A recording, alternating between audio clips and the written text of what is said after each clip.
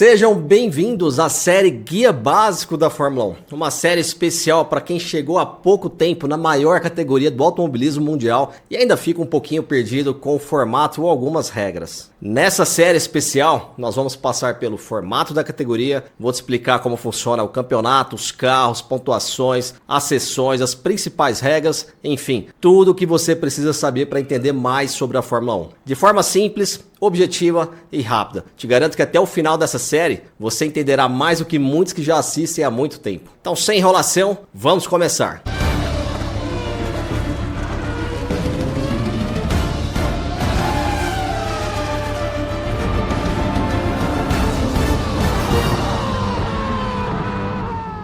Capítulo 1. O formato. Neste primeiro capítulo, quero te explicar o formato da categoria. A Fórmula 1 é a principal categoria do automobilismo mundial. O primeiro campeonato de Fórmula 1 foi em 1950 e era apenas um campeonato mundial de pilotos. Isso mudou a partir de 1958, quando começou a ser disputado também o Campeonato Mundial de Construtores. Apesar do Campeonato Mundial de Construtores ter iniciado apenas 8 anos depois do início da Fórmula 1, desde o início cada equipe construía o seu próprio carro e é assim até hoje. O nome Fórmula se refere ao conjunto de regras para se construir os carros que eram permitidos a correr neste campeonato. E o número 1, porque era a principal categoria de automóveis do mundo. A Fórmula 1, desde o início, é utilizada pelas montadoras que participam como um laboratório para desenvolver novas tecnologias que no futuro estarão presentes na indústria automotiva dos carros de rua. E claro, serve de vitrine também para mostrar a força da marca perante os rivais de uma competição. Sem adentrar muito na história, o Campeonato Mundial de Fórmula 1 hoje funciona da seguinte forma. Todos os times de Fórmula 1 são obrigados a construir o seu próprio carro a cada ano. Este carro deve obedecer a um conjunto de regras chamado de regulamento técnico. Quem cria este regulamento técnico é a Federação Internacional de Automobilismo, a FIA.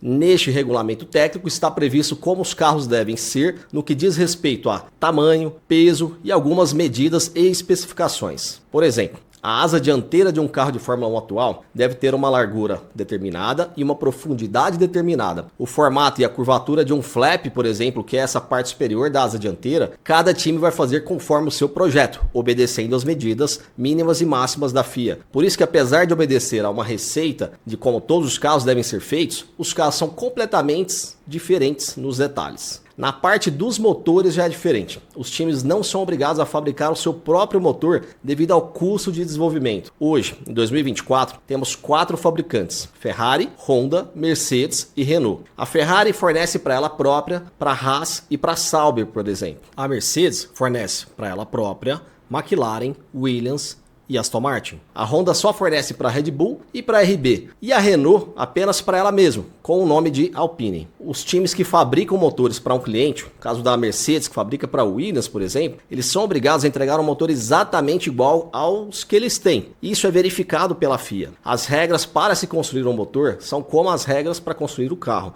Existe uma série de normas que eles devem obedecer, como quantidade de cilindros, formato, volume, turbo, etc. Não existe um limite máximo ou mínimo de potência e por isso o motor pode ser melhor ou pior que outro. Esses regulamentos de tempos em tempos eles sofrem uma mudança drástica já prevista pelos times para que a Fórmula 1 continue desenvolvendo novas tecnologias na mesma direção da indústria automotiva e também para que a cada mudança nas regras todos os times possam ter uma chance de construir um carro inovador capaz de vencer corridas e assim evitar um domínio eterno de algum time. Em 2014, por exemplo, a Fórmula 1 entrou para a era híbrida. Os motores a combustão passaram a ser unidades de potência, como são chamados assim, porque além do motor a combustão, os carros possuem também um motor elétrico que utiliza uma bateria que é recarregada na pista para fornecer potência extra para o carro. Esse conjunto de motores entre o elétrico e o combustão é chamado de unidade de potência. Neste início da era híbrida, o carro dominante foi a Mercedes. Em 2022, tivemos uma grande mudança na parte aerodinâmica dos carros com a volta do efeito solo. O conceito do efeito solo eu explico lá na frente em outro capítulo, mas o domínio dessa vez trocou da Mercedes para a Red Bull. E é por isso que a Fórmula 1 está sempre mudando os regulamentos, para ter um rodízio de forças entre os times e para ajustar o percurso do desenvolvimento para estar sempre alinhado com a vontade das montadoras pensando na indústria automotiva. O campeonato atual da Fórmula 1 possui 24 corridas, 10 equipes e cada uma com 2 pilotos. A cada corrida, cada piloto conta ponto para si próprio no Campeonato Mundial de Pilotos e a soma dos 2 carros da equipe são os pontos da equipe no Campeonato Mundial de Construtores. Por exemplo, neste ano de 2024, no GP da Arábia Saudita, o piloto da Ferrari Carlos Sainz ficou de fora por uma cirurgia de apendicite. O piloto Ollie Bearman o substituiu e marcou pontos. Bearman pontuou para ele próprio no Campeonato Mundial de Pilotos,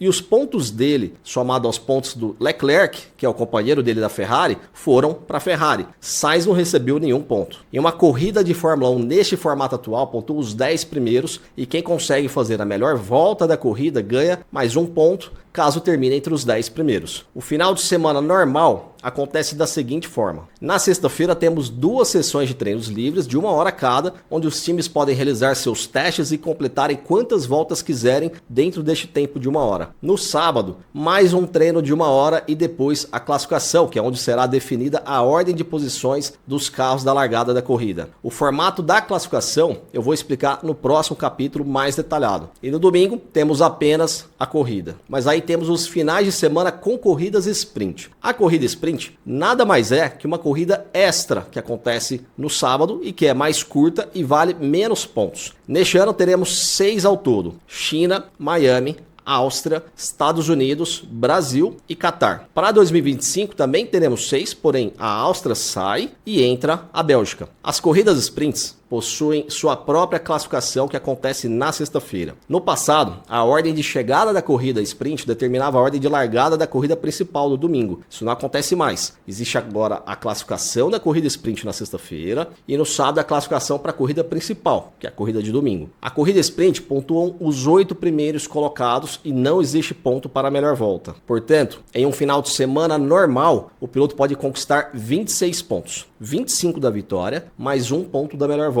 Já no fim de semana com corrida sprint, ele pode conquistar 34 pontos, 8 pontos da vitória na sprint, 25 pontos da vitória na corrida principal e mais 1 ponto da melhor volta na corrida principal. Esse é o primeiro capítulo. Se gostou, já deixa seu like, se inscreva no canal e manda para seus amigos. Nos vemos no próximo.